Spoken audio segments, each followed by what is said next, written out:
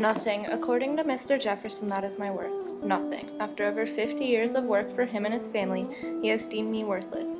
I am Nance Hemmings, and I was one of Mr. Jefferson's many slaves.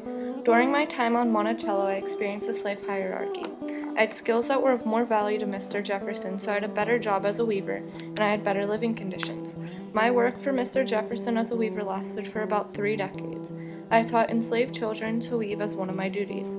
I thought that my work had been valued by Mr. Jefferson, but his will says otherwise. My living conditions were some of the best for a slave.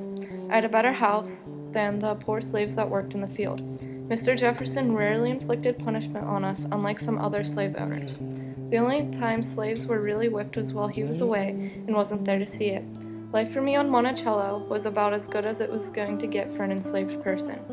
In my life as a slave, I never had very much free time. However, in the little free time I did have, I enjoy praying and participating in the religious ceremonies on Monticello. A lot of slaves on Monticello had families of their own. Mr. Jefferson had encouraged them to marry slaves from Monticello.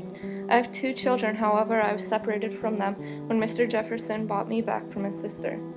I have been owned by 4 people in Mr. Jefferson's family. Mr. Jefferson himself had inherited me from his father-in-law. When his sister got married, he gave my 2 children me to her as a wedding gift.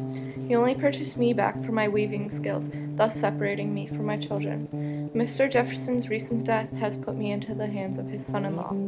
All throughout my life, running away has been a constant thought. It is for every slave. The life of a slave on Monticello keeps most of us there.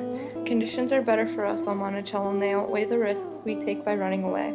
Now that Mr. Jefferson is dead, however, the temptation is much stronger for me now that I am in the hands of his son-in-law. I'm in the process of planning my escape with the other slaves. It won't be long now before I'm finally free.